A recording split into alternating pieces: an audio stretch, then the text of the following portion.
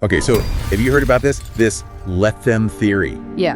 I mean, it's like everywhere right now. Yeah, definitely. Like 15 million people or something are talking about it. Oh, yeah, it's huge. Mel Robbins. Yeah. This idea about like, consciously disengaging for people, like not getting into it with certain interactions and stuff like that. Yeah. I'm like, okay, is this legit? Like 15 million people can't be wrong. Well, Right. Yeah. So I thought, we could like deep dive into this and like really see what's going on, Yeah, I think. and figure out, if this is something that's like useful for people. I think that'd be great because it is something that, sort of flies in the face of Right. conventional advice about, being helpful, being a good person, always being there. Right. Exactly. So I think it's definitely worth exploring. So let's dive in. Okay. So the basic idea, right, is that with this theory, it's kind of like stepping back from certain people and certain situations is actually like the best thing you can do. Yeah, it's really counterintuitive for a lot of people because we're Yes. conditioned to think we have to be helpful and there for everybody. Right. Yeah. All the time. Like that's what a good person does, right? That's right. And sometimes it's just not the best approach. Yeah. And actually, like when I read Mel Robbins' book about this, I was like, whoa. Yeah. This is like a total mind shift. Yeah. Because it's really like the opposite of like everything we're told, right? Like, about how to be a good friend, how to be a good person, all that. Yeah.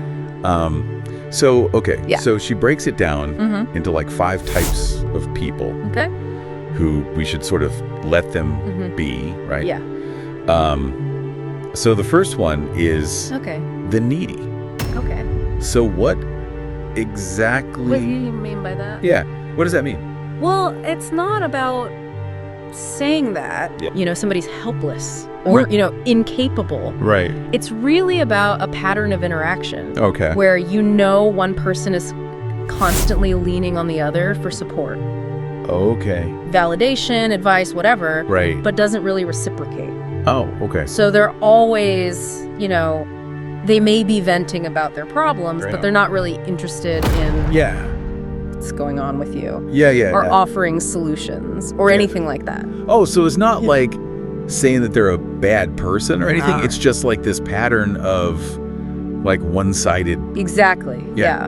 And you find yourself feeling drained after interacting with them. Yeah, totally. Because you've given all this energy and haven't really gotten anything back. Yeah, and I feel like everyone has that friend. Right. Absolutely. That's just like calling to complain about their job or like whatever, their relationship, whatever it is. And it's like every time you try to offer a solution, they just shoot it down. Right, exactly. And you're just like, well, I'm out of ideas. Yeah. And they're not really getting any closer to solving their problem.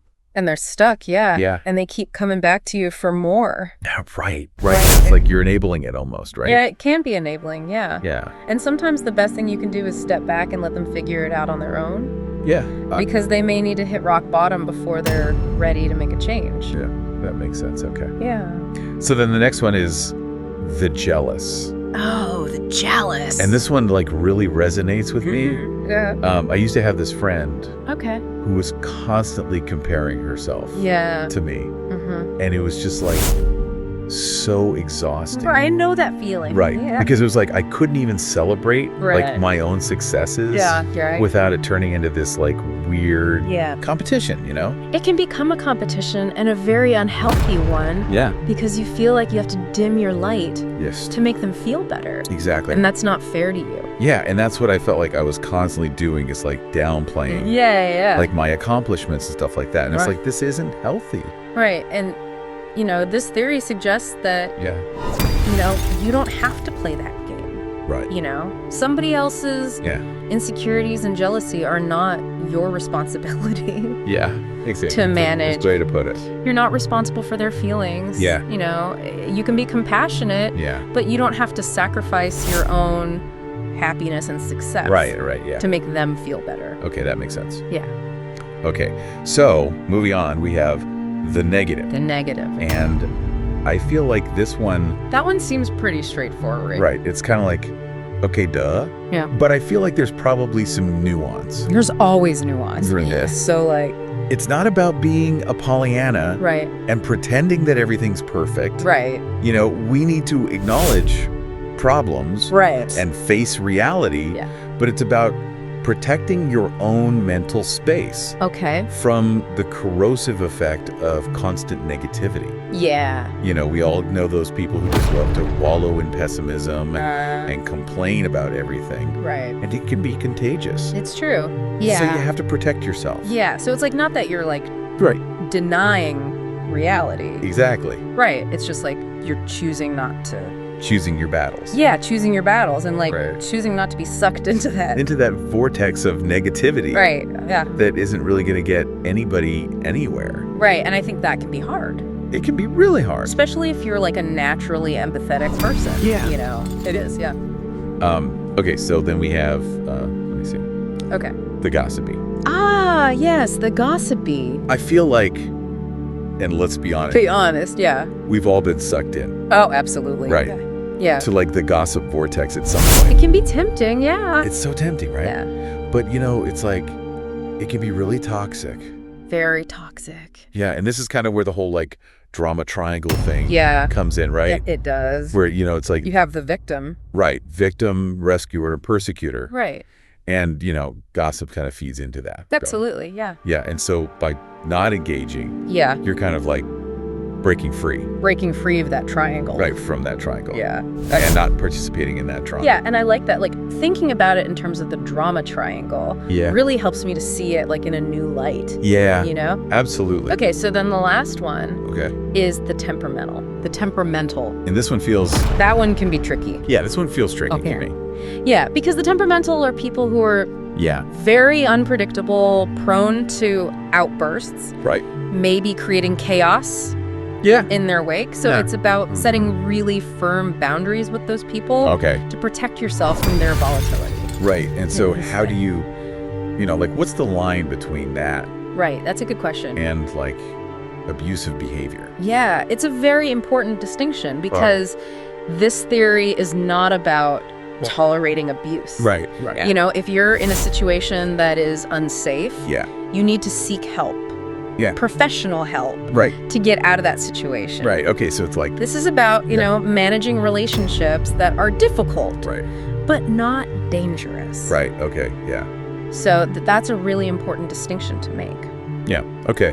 Okay. So we've talked about like the who. Right. Like who to let them. About the 5 types. Yeah. Right. But like, what's the why? Well, why? Yeah. Like, what are the benefits? Right. Good question. Of actually like doing this. Well, think about all the energy you might be spending on navigating these draining interactions.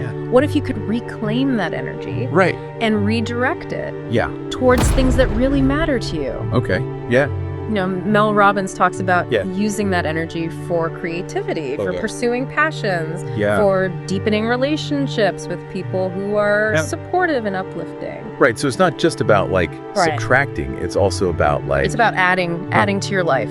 Okay. The good stuff. Right. Right. Yeah. And like creating space. Creating space. For that. Right. Yeah, exactly. Okay. So less stress. It's straight. More focus, more fulfillment. More time for the things you love. Yeah. The people you love. Right. Okay. Yeah.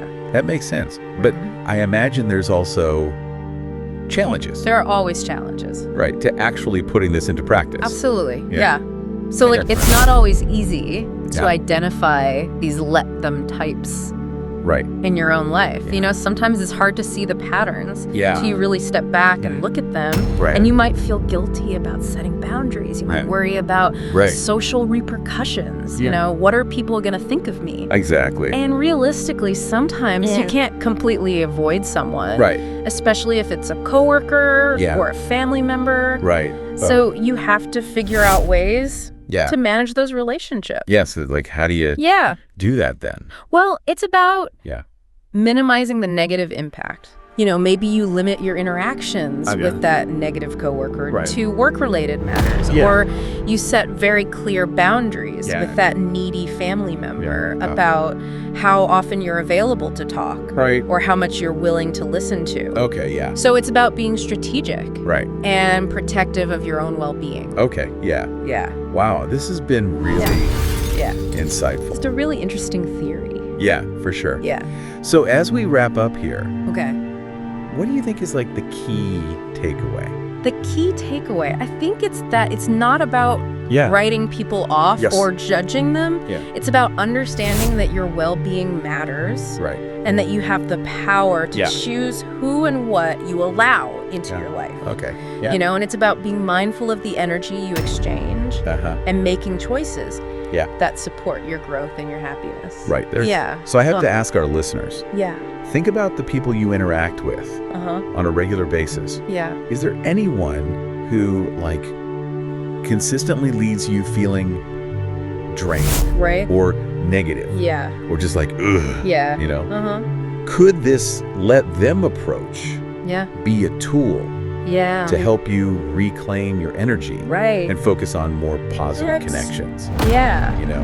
And it, like you said, it's not about cutting people out. It's not about that. It's not about that. It's about, like... It's about taking care of yourself. Yeah, taking care of yourself. Yeah. Cutting boundaries. Setting boundaries. And making sure that you're protecting your energy. Yeah, protecting your energy. Yeah. Creating a more positive and fulfilling life. Exactly. Yeah.